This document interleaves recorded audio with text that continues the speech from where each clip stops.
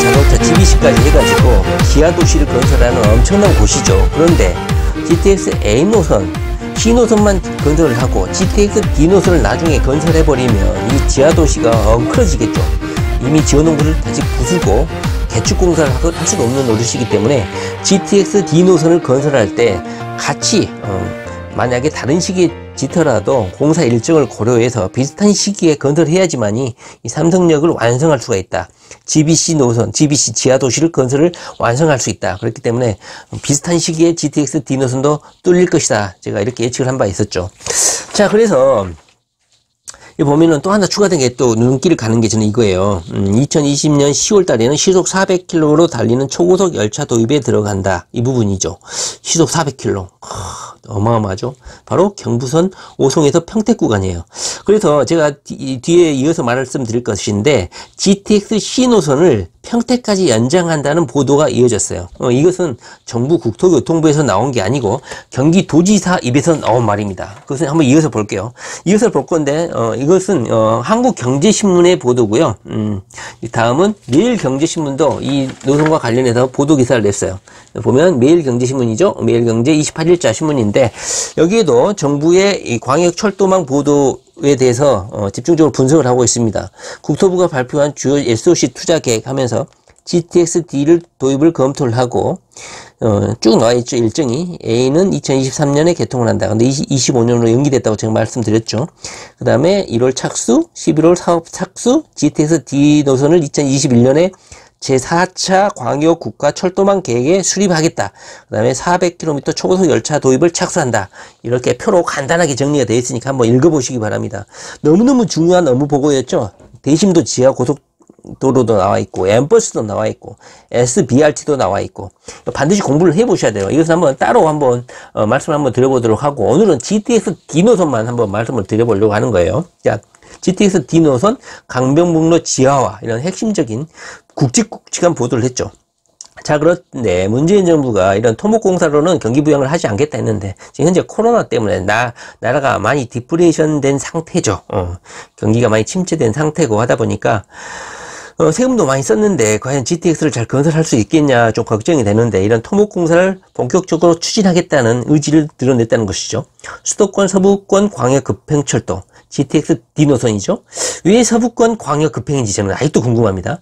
GTX D 노선을 도입하겠다. 그 다음에 건병북로 외곽순환도로를 지하화하겠다. 그리고 21조 7천억 원에 달하는 예비타당선 면제 사업도 적극적으로 추진하겠다. 결국은 너무나 경기가 침체되다 보니까 이런 토목공사를 통해서 부양할 수밖에 없는 상황이고 우리 투기 어린이들 입장에서는 문재인 정부가 이런 토목공사를 하지 않겠다. 부동산 부양을 하지 않겠다고 했는데 이 코로나 때문에 어쩔 수 없이 이런 경기 부양을 적극적으로 추진할 수밖에 없다는 것을 인지를 하고 적극적으로 준비를 좀 해야 할 필요성이 있다. 말씀을 한번 드려봅니다.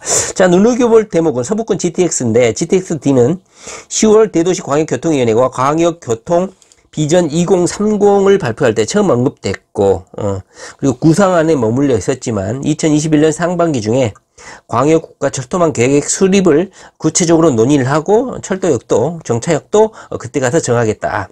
현재 예상되는 노선은 김포 신도시에서 강남, 하남, 미사 신도시까지 노선 가능성을 가장 높게 전망을 하고 있습니다. 다시 말하면 하남 어디에서 멈추냐 가장 궁금했죠. 다시 한번 노선도를 한번 보면은 하남이 이 한강 상류 지역이죠. 한강 상류 끝쪽에 멈춰 있죠. 이게 바로 미사 신도시죠. 미사 신도시 여기까지 연장하겠다. 그러므로 미사 신도시에 아파트 구입하신 분들은 다시 한번 또 축하를 드릴 수밖에 없게 되는 것이죠. 뭐 유리 신도시도 있고 여러 가지 신도시가 있는데 하남은 미사 신도시까지 연장을 한다. 현재까지 이렇게 보도가 되고 있는 것 같습니다. 그렇다면 왜 저 같은 경우는 왜 GTX D 노선에 대해서 확신을 할 수밖에 없냐 보면요. 경기도에서 적극적으로 나서고 있기 때문이에요. 특히 이재명 도의사가 이번에 신분당선 연장, 호매실 연장이라든가 7호선 연장, 양주까지 연장까지 중추적인 역할을 했고, 한번 뱉어낸 말은 무조건 저돌적으로 추진한다 이렇게 했기 때문에 국토교통부 김현미 장관하고 엄청 친하거든요. 이재명 도지사가. 그래서 이재명 도지사가 경기도지사를 저는 한 번 더 할 거라고 생각해요. 그래서 국토교통부에 입김을 좀 많이 불어넣어주지 않을까 하는 생각이 들어요. GTX 신호선 연장과 관련해서 간단하게 한번 더 이어서 한번 말씀을 드려보면 바로 이거죠.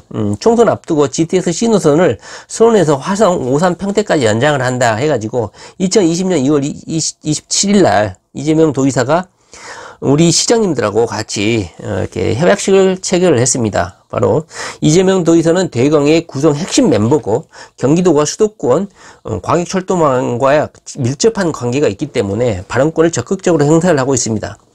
GTX 신호선을 화성, 오산, 평택까지 연장하는 방안이 추진이 되고 있는데, 그렇다면 그 연장 노선을 어떻게 할 것이냐. 이때 협약식에 논의됐던 게 GTX 신호선을 수원역이 현재 종점이죠.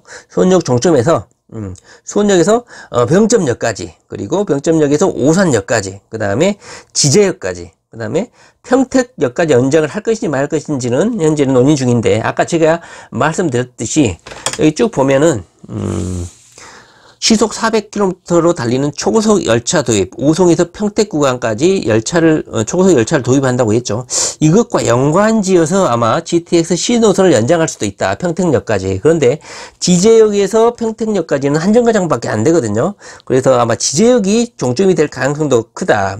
그리고 지제역이 1호선 국철도 있지만 SRT도 현재 달리고 있죠. 그래서 지제역까지 GTX 신호선이 연장될 가능성이 상당히 크다. 이날 협약식의 핵심 논의사항은 뭐였냐면요. 바로 기존 경부선을 활용하겠다. 이제 수원역까지 연장하는 것도 GTX 신호선을 연장하는 것도 기존 노선을 활용하는 거잖아요. 그리고 그러다 보니까 이 병점역, 오산역, 지제역까지 연장하는 GTX 신호선 연장도 기존 경부선을 활용하면 된다. 그리고 이 연장 비용이 1,600억 밖에 들지 않는다.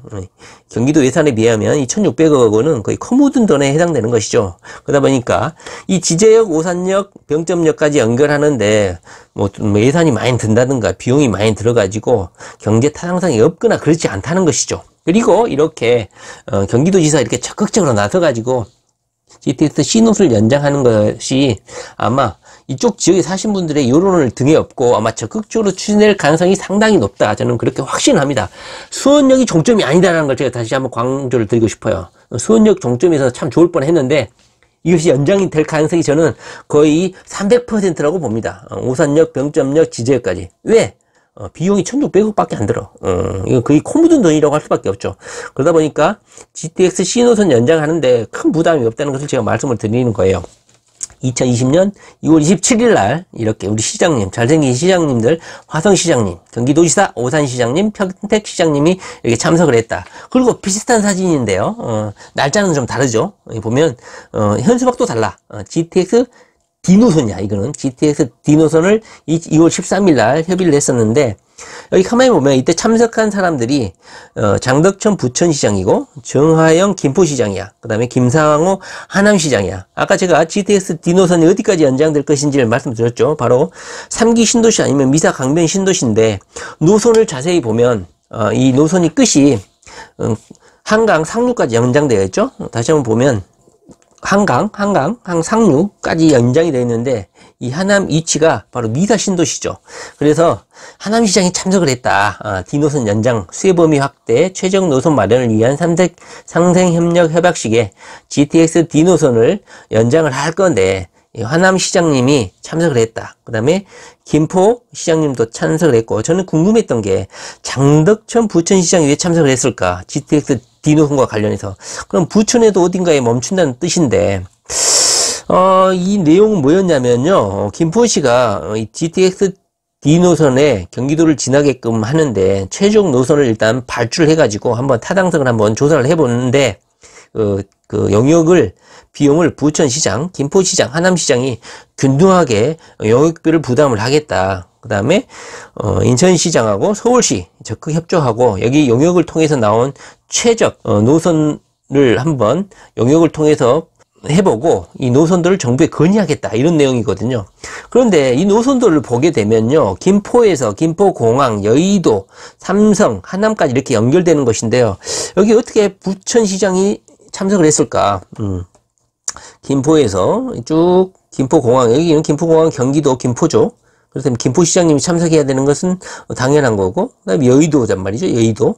그 다음에 삼성, 하남시장 참석하는 건 맞고. 그런데 왜 부천시장님이 참석을 했을까? GTX D 노선도 부천 지역을 지날 수도 있겠다. 이런 추측도 좀 가능한데, 뭐 정확한 건 아니지만, GTX D 노선 최종 노선 마련을 위한 상생협력 협약식에 부천시장님도 참석을 했다는 거, 이 부분을 좀 한번 눈여겨보시기 바랍니다. 자, 결론적으로 말하면 GTX C 노선이 수원역에서 이렇게 수원역에서 평택까지 병점역, 오산역, 지제역, 심지어는 평택역까지도 연장될 가능성이 상당히 높아졌고, 저는 연장될 것이라고 300% 확신을 하고, GTX D 노선도 경기도지사가 나섰다 이 말이죠. 저는 이재명 도지사가 나서게 되면, 그리고 이 대광의 핵심 멤버죠.